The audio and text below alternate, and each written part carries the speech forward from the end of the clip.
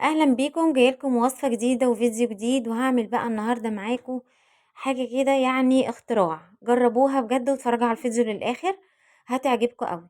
حط شوية خل، ومعلقتين 3 من الدقيق، واعصري بقى حوالي ليمونتين، ليمونة ونص اللي عندك، بس كتري ليمون في النقع.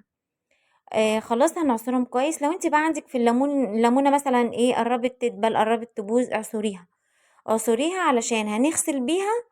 لو انت مثلا هتغسلي فراخ، هتغسلي اي حاجة، اعصريها. خلاص حطيت شوية مية ومعايا كرشة. الكرشة اللي معايا ديت بقى هنقعها في محلول النقع ده. انا جايباها متنضفة، بس طبعا لازم انضفها تاني. هنقعها شوية كده، نص ساعة في المحلول بتاعها ده. ومعايا حلة على النار فيها مية تغلي، واعصر فيها نص ليمونة، عشان الحلة بتاعتي ألمونيا، علشان ما تسودش من الغلية.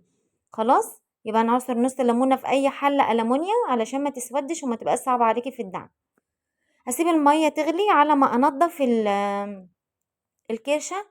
بصوا، انا مبحبش فيها الدهون دي خالص، يعني انا احاول اشيل منها الدهون ديت على قد ما اقدر. واي نقطة سودا، اي حاجة كده شكلها مش عاجبك شيليها. خلاص. انا بجيبها متنضفة، لان انا بصراحة لا، ما هنضفها ليه؟ هي بتتباع متنضفة، فريحي نفسك وهاتيها متنضفة احسن. عايزة اقولك ان هي متنضفة زي مش متنضفة، هو السعر. فانا طب اجيبها ليه مش متنضفة واقف اعذب نفسي؟ فامسكها بقى كده، انضفها واقطعها كده قطع مناسبة. انا ده كله بوريكو ازاي تنضفيها. دي حتة تانية بقى غير الحتة، برضو بيبقى فيه في الظهر دهون كده. وشيلي اول قشرة كده من على ظهر الكرشة، هيبقى فيها برضو شوية حاجات كده عايزة تترمي. خلاص، اي حاجة شكلها مش عاجبك ارميها، علشان تبقى الكرشة بتاعتك مش زفرة، وريحتها حلوة وطعمها حلو كمان. فعلشان تاخدي نتيجة كويسة لازم تنضفي الكرشة كويس جدا. يعني ما تعتمديش بس على ان انت جايباها نظيفة، لا، لازم تطلعي منها اي حاجة مش نظيفة. قطعتها بقى كده حتت لحد لما اجي اقطعها تاني. المية غليت معايا اهيت، هنزل بقى بالكرشة بتاعتي. هديها غلوة واحدة بس، وبعد كده هرمي المية دي. انا مش عايزاه، يعني المية ديت كل الريم اللي عليها ده لازم ارمي المية كلها، واشطف الكرشة واحط مية جديدة. ده كله طبعا انا بحاول عشان اخلي ريحتها حلوة وطعمها حلو وتبقى نظيفة. كده خلاص، بعد ما صفيتها وغسلت الحلة غسلة كويسة، وعايزة تلمعي الألمونيا ديت، عارفة صابونة الوش، اللي هي صابونة اللي احنا بنستخدمها بنغسل بيها وشنا، بتاعت صابونة الحوض، يعني الحموم. ادعكي بيها الحلة الألمونيا، هتخليها لك زي الفل. يعني اعمليها على سلكة المواعين كده وادعكي، هتبقى حلوة قوي. ماشي كده. حطيت مية نظيفة، غليت المية وعصرت فيها نص ليمونة، وحطيت الكرش. استني لما المية تغلي وتحطي عليها الكرش. احط بقى معلقتين سكر علشان الكرشة تستوي معايا بسرعة. وفي حاجة كمان ممكن تحطي بيكنج باودر، معلقة مثلا، معلقة صغيرة، وعلشان تستوي بسرعة، لان انتوا عارفين الكرشة بتاخد وقت. حطيت معلقتين سكر وورق راولة حبهان بقى زي ما انت عايزة، ولا ورق راولة برضو زي ما انت عايزة. ده كله بيديها ريحة حلوة قوي في السليق. كده خلاص، بعد ما سبتها على النار واستوت. وعايزة اقولك لما تيجي تحطي مية، حطي مية كتيرة.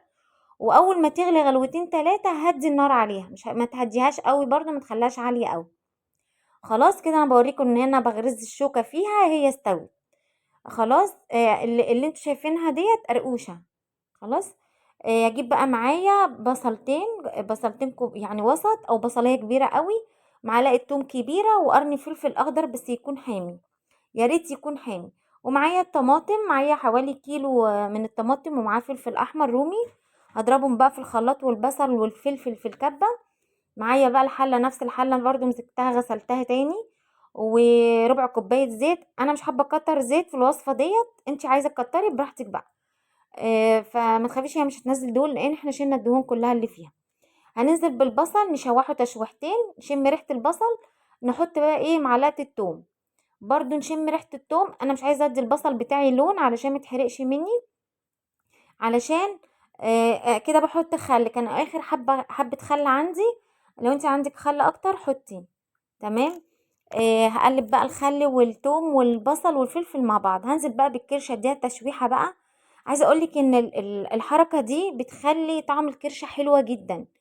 بتخلي طعمها حلو، ريحتها حلوة. بصوا عايزة اقول لكم جربوا بس التكة دي حلوة جدا. ده ورق الراولة اللي احنا كنا حاطينه في السيلي، انا شلته، بس دي كانت حتة انا مش شايفاها فشلتها.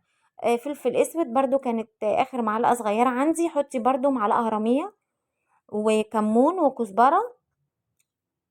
عندك السبع بهارات حطي. عندك بهارات لحمة حطي، بس انا مش عندي، حطيت مكعب من المرقة بس. هقلب بقى كل الكلام ده كله مع بعضه، وهسيبه بقى ايه يتشوح بقى ايه كتير كده على النار، لحد ما احس خلاص ان الكرشه ما فيهاش ميه والحله بتاعتي نشفت ما فيهاش غير الزيت بس. هنزل بقى عليها بالطماطم. كده بعد ما ضربنا الطماطم هننزل على الكرشه بالطماطم خلاص. جربوا الكرشه بالطريقه دي حلوه قوي. وانت تتفرجي بقى على الفيديو ما تنسيش بقى تشتركي في القناه، ودوسي على الزرار مرتين، مره عشان تشتركي ومره تختاري الكل علشان تفعلي الجرس. تمام، علشان اول لما انزل فيديو جديد يوصل لكم. وحطي لايك، ما تنسيش تحطي لايك وانت بتتفرجي على الفيديو كده، حطي لايك. حطي بقى معلقه سكر عشان الطماطم والحموضه بتاعتها ما تعملش حموضه. تمام، اسيبها بقى ايه تاخد وتدي كده بشكل ودي. واول لما تغلي برضو غلوتين كده اروح ايه مهديه النار، مهديه مش موطيه خالص. تمام، هسيبها هي اصلا مستويه خلاص، اسيبها تستوي. وتاخد بقى ايه مع الطماطم والبصل كده، تشرب بقى من الطماطم وكده وتغلي شويه وتنطر الزيت على الوش. هعرف ان هي كده ايه الصلصه بتاعتي بدات تتسبك، انا مش هنشف عليها. معايا بقى بطاطس مكعبات، اللي ما جربش الكرشه بالبطاطس فايته كتير. حطي الكرشه مع البطاطس، حاجه كده طعمها حلو قوي. عايزه اقولك ان انت هتسيبي الكرشه وهتاكلي البطاطس. عايزه بقى تعملي جنبها شويه رز ابيض، شويه رز بالشعريه، رز حبه وحبه اللي انت عايزاه، مش عايزه اصلا رز خالص. انا كان عندي باقي رز قبلها بيوم، فالطبق كده حطيته، واحنا بنحبها بالعيش. خلاص حطيت بقى البطاطس، ما تخليش البطاطس تستوي قوي، هي غلوة واحدة بس واطفي عليها. بس هي الغلوة دي هديها تقليبة واظبط الملح بتاعي، وخلاص ما تغطيش على طول برضه عشان البطاطس ما تتهريش منك. غلوة واحدة بس. خلاص كده بقى الكرشة تكون خلصت معايا. جربوها بالطريقة دي هتعجبكم جدا. بصوا الكرشة دايبة معايا، دايبة دوب، البطاطس مش مستوية قوي حلوة. وكده يكون الفيديو خلص، ومع السلامة اشوفكم في فيديو